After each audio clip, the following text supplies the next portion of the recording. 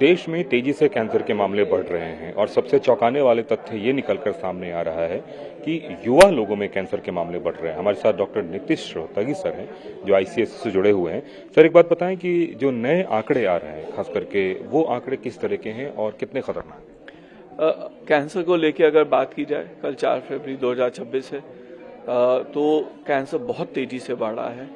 15 लाख तो नए केसेस आंकड़ों के हिसाब से हर साल ऐड हो जाते हैं और हमें पता है इंडिया में कैंसर नोटिफाइबल नहीं है, मतलब ये आंकड़े इससे ज़्यादा ही हो सकते हैं, कम नहीं हो सकते।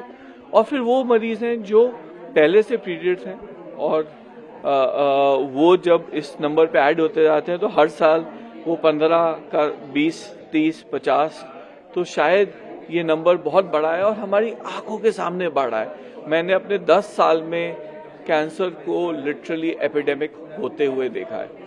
थोड़ी सी अगर कोविड के हिसाब से लगाएं तो जो कोविड में 2 साल में डेथ हुई थी, वो कैंसर में हर साल 9 लाख लोगों की डेथ होती है इंडिया में। ये अगेन आंकड़े हैं, इससे ज़्यादा होती होंगी, हमें कम पता है। तो ये हमारे घरों में आ चुका है और हमें इसके बारे में कुछ करना जरूरी है। सर, अगर पुरुषों की तुलना में महिलाओं में कैंसर के मामले ज्यादा दिख रहे हैं, क्या आपको इसकी वजह लग रही है? तो ऐसा नहीं है उनमें ज्यादा है, बट एक फर्क है। जो पुरुषों के कैंसर हैं वो टोबैको, स्मोकिंग, अल्कोहल वाले हैं। मुंह का कैंसर, लंग का कैंसर, फूड पाइप का कैंसर ज्यादा देखा जाता है। और जो औरतों के कैंसर हैं वो इन्फेक्शन या लाइफस्टाइल ज्यादा है, जैसे सर्वाइकल कैंसर जो HPV इन्फेक्शन से होता है, जिसके लिए वैक्सीन से अवॉइड हो सकता है, और लाइफस्टाइल कैंसर जैसे ब्रेस्ट कैंसर, यूट्रस कैंसर और ओवरी कैंसर। अब एक ऑब्वियसली एक बात भी है कि जो ऑर्गन होगा उसी का कैंसर हो सकता है, इसलिए ये फर्क भी है, बट एक टोबैको वर्सेस नॉन टोबैको फर्क भी है। हम अगर बात करें स्क्रीनिंग की, तो कितने पेशेंट जो है स्क्रीनिंग के लेवल पे आ पाते हैं अगर हम ग्रेड के हिसाब से देखें तो? अगर उसको बहुत ध्यान से सोचा जाए तो मैं उसको 0 मानना प्रेफर करूंगा। है बहुत कम है, पर अगर हमारी समस्या देखी जाए, हम अगर कह रहे हैं कि अमेरिका जैसे कंट्री में जहाँ पे 1:3 में रेशियो 1:4 में है, वहाँ पे 20 लाख डिटेक्ट हो रहे हैं, और इंडिया जैसे देश में क्योंकि पॉपुलेशन ज़्यादा है 15 लाख डिटेक्ट हो रहे हैं, शायद 20 लाख यहाँ पे भी हो रहे हैं। तो उस हिसाब से हमारी स्क्रीनिंग ना के बराबर है। अमेरिका में तो यूनिवर्सल है स्क्रीनिंग ऑलमोस्ट, वहाँ पे 70-75% लोग कैंसर स्क्रीनिंग करते हैं, यहाँ पे 1 या 2% कर पाते हैं। सर, अब आपको क्या लगता है बचाव के क्या साधन हो सकते हैं? सबसे पहले तो टोबैको, अल्कोहल को निकालना पड़ेगा। HPV वैक्सीन जो सर्वाइकल कैंसर वैक्सीन है, 13 साल की लड़कियों, 14 साल की लड़कियों में और लड़कों में 15 साल 16 साल पे इसको यूनिवर्सल करना पड़ेगा, जैसे पोलियो की वैक्सीन है।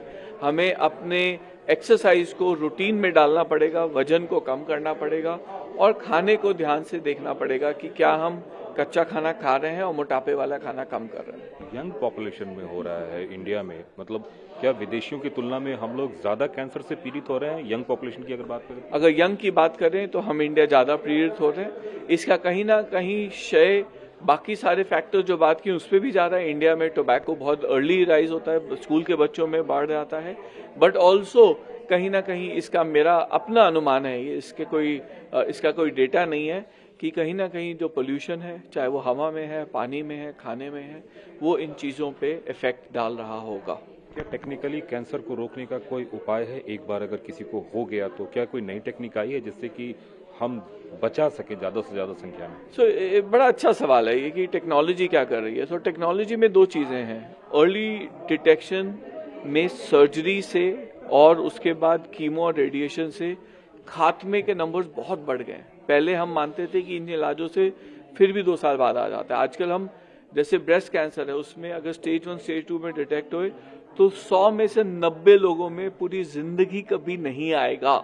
तो वो टेक्नोलॉजी है, वो है कि आपने डिटेक्ट भी बेहतर किया, पर आपने surgery, chemo, radiation, target therapy, immune system activation, हमारे पास अब बहुत सारे औजार आते जा रहे हैं जो उस अर्ली डिटेक्शन को क्योरेबल बनाते हैं। बट अर्ली डिटेक्शन के लिए मरीज को पहले अपने आप को तैयार करना है कि स्क्रीनिंग करें, अर्ली डिटेक्ट करें, जिससे कि वो क्योर हो सके। एक आखिरी सवाल, क्या सरकार ने बजट में जिस तरीके से दवाओं में छूट दी है, आपको लगता है कि उसका असर कहीं न कहीं मरीज के इलाज पर होगा?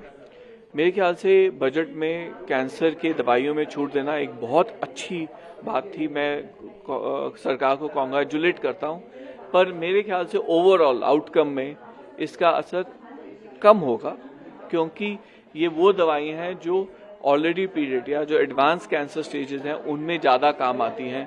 हमारे को एक एम्फेसिस चाहिए कि कैंसर क्यों हो रहा है उसकी जानकारी और अर्ली डिटेक्शन एंड स्क्रीनिंग की।